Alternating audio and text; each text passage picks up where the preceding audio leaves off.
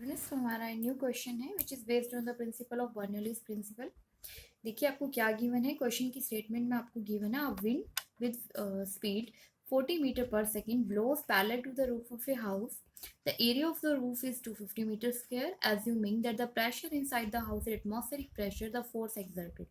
Basically आपको ये given है कि आप एक हाउस की रूफ के ऊपर, मतलब कि घर की छत के ऊपर जो एयर की विंड की स्पीड है वो 40 मीटर पर सेकेंड है और वो एयर क्या है, पैरेलली ब्लो कर रही है। ठीक है।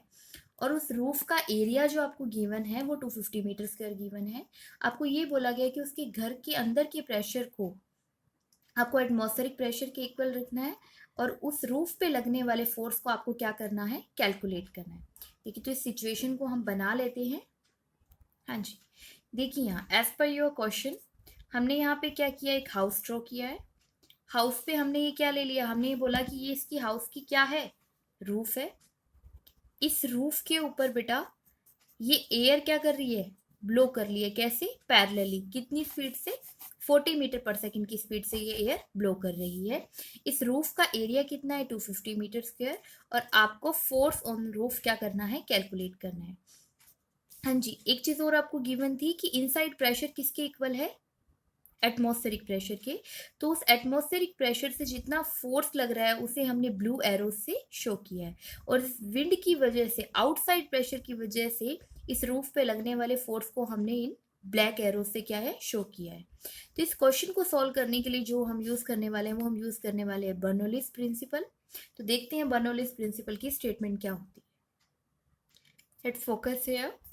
Bernoulli's principle stated that an increase in the speed of a fluid occurs simultaneously with a decrease in pressure or a decrease in fluid potential energy.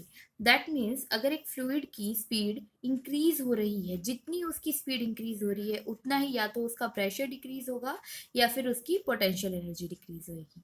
हाँ जी, तो बर्नौलीज प्रिंसिपल बेसिकली आपको क्या बताना चाहता है, ये फॉलो करता है law of conservation of energy के ऊपर। तो इस क्वेश्चन में हम अप्लाई किस तरीके से करेंगे, हम बोलने वाले हैं कि law of conservation of energy मतलब टोटल एनर्जी आपकी क्या रहेगी, कांस्टेंट रहेगी। टोटल एनर्जी यहाँ पे किस किस का सम है, काइनेटिक एनर्जी का, पोटेंशियल एनर्जी का और इंटरनल एनर्जी का। तो हम आउटसाइड और इनसाइड तीनों ही एनर्जीज को लिख लेंगे। ठीक है। हाँ जी, देखिए हमने यहाँ पे इसको लिख लिया है किस तरीके से। ये हमारी क्या है, बर्नौलीज इक्वेशन है, जिसके अंदर हमारे पास तीन टर्म्स होती हैं, पोटेंशियल एनर्जी की, काइनेटिक एनर्जी की और इंटरनल एनर्जी की। तो ये हमने आउटसाइड के लिए लिख लिया है और किसके लिए लिख लिया है, इनसाइड के लिए लिख लिया है। यहाँ पे लिखने के बाद बेसिकली क्या है, इस रूफ की थिकनेस पे अगर हम ध्यान दें, फोकस करें, तो इस रूफ की थिकनेस नियरली इस हाउस के कंपैरिजन में क्या है, नेग्लिजिबल है। सो air just below the surface और अबव द सरफेस। ठीक है, तो हाइट में कुछ भी डिफरेंस नहीं होने वाला है। इसीलिए जो पोटेंशियल एनर्जी हम कंसीडर करने वाले हैं आउटसाइड और इनसाइड, उसको हम क्या कर रहे हैं, इक्वल कंसीडर कर रहे हैं, जिसकी वजह से हमारी जो ये पोटेंशियल एनर्जी की टर्म है वो क्या हो जाएगी, कैंसिल हो जाएगी। क्योंकि अगर आप देख रहे हैं रो एयर और जी, रो एयर जी तो यहाँ कॉमन ही था, डिफरेंस सिर्फ किसका था, एच आउट और एच इन का। और अगर आप रूफ की थिकनेस को नेग्लिजिबल लेके चल रहे हो तो एच आउट किसके इक्वल हो गया है, एच इन के इक्वल हो गया है। हाँ जी, और बाकी टर्म्स पे ध्यान दीजिए। हाँ जी, अब हम इसके प्रिंसिपल अप्लाई करने वाले हैं।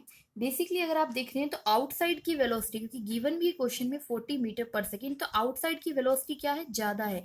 और इनसाइड की वेलोसिटी क्या है, नियरली इक्वल टू क्या है, जीरो है। तो इस टर्म में अगर आप वी इन को nearly equal to zero put करेंगे तो ये होल टर्म क्या कंट्रीब्यूट करेगी, जीरो के इक्वल कंट्रीब्यूट करेगी। तो ये चीज। और दूसरी इंपॉर्टेंट एक बात कि अगर आउटसाइड वेलोसिटी ज्यादा है तो इनसाइड वेलोसिटी बेसिकली कम है, जीरो है। तो आउटसाइड वेलोसिटी ज्यादा होने की वजह से आउटसाइड प्रेशर क्या हो जाएगा, कम हो जाएगा। क्योंकि हमें क्वेश्चन में क्या गिवन है, बर्नौलीज प्रिंसिपल की स्टेटमेंट क्या कहती है कि अगर स्पीड जो है किसी भी फ्लूइड की वो इनवर्सली प्रोपोर्शनल उसके प्रेशर की होगी या फिर किसकी होगी स्पीड, पोटेंशियल एनर्जी की। ठीक है, अगर हम स्पीड के बारे में बात कर रहे हैं अब, क्योंकि आउटसाइड स्पीड ज्यादा थी तो उसका प्रेशर बेसिकली क्या होगा, कम होगा। ज्यादा प्रेशर किसका होगा, इनसाइड वाले का। हाँ जी, तो इस स्टेटमेंट को हम और क्लेरिफाई करके लिख लेते हैं, पी आउट प्लस में हमारे पास जो टर्म्स बची हैं, half rho air V out का whole square which is equal to P इन।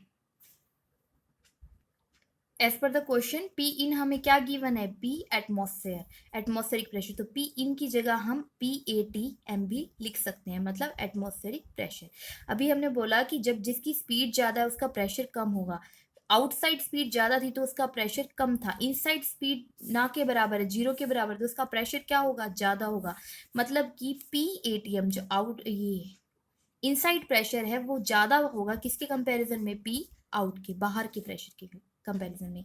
इसीलिए ये रीजन है कि कई बार जब साइक्लोन्स वगैरह होते हैं तो घरों की छतें उड़ जाती हैं। क्यों उड़ जाती है, कि उस टाइम पे जो इनसाइड प्रेशर होता है वो ज्यादा हो जाता है। ठीक है, यही हमारे स्टेटमेंट भी निकल के आ रही है कि PATM किससे बड़ा है, पी आउट की। मतलब कि इनसाइड प्रेशर क्या हो जाता है, आउट प्रेशर से ज्यादा हो जाता है, इसीलिए रूफ को सॉलिड बनाया जाता है। हाँ जी, देखिए इसको और आगे से कैलकुलेट करते हैं। तो आपके अकॉर्डिंग हम और हमें पता भी लग रहा है कि PATM बड़ा है, मतलब आउटसाइड इनसाइड प्रेशर बड़ा है किससे, आउटसाइड प्रेशर से, तो माइनस भी किसके इक्वल होएगा, PATM में से, बड़े में से ही हम छोटे को क्या करेंगे, माइनस करेंगे, which is equal to half rho air into में V आउट का होल स्क्वायर। इसको अगर हम सॉल्व कर लेते हैं 1/2 इंटू में 1.2 इंटू में 40 का होल स्क्वायर, इसको सोल्व कर लेंगे, ये आपकी वैल्यू 960 अराउंड आ जाएगी। स्टिल हमने क्या कैलकुलेट किया है, हमने प्रेशर डिफरेंस कैलकुलेट किया है, लेकिन हमने इसमें क्या कैलकुलेट करना है, हमें इस पे F नेट मतलब कि फोर्स की वैल्यू को कैलकुलेट करना है।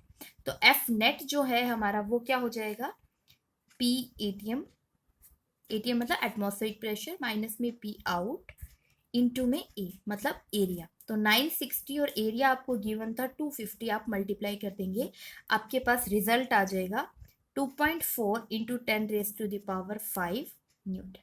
क्लियर है। जैसे कि आप जान चुके हैं कि इनसाइड प्रेशर ज्यादा है तो फोर्स कहाँ लगेगा, अपवर्ड, ऊपर की तरफ। एक तो ये वैल्यू होनी चाहिए और फोर्स की डायरेक्शन हमें पता लग गई है कि वो अपवर्ड डायरेक्शन है। तो अब आपने ऑप्शंस में चेक करिए कि आपके पास ऐसा कोई ऑप्शन है जिसमें 2.4 इंटू 10⁵ न्यूटन का फोर्स हो और वो अपवर्ड डायरेक्शन में लग रहा हो।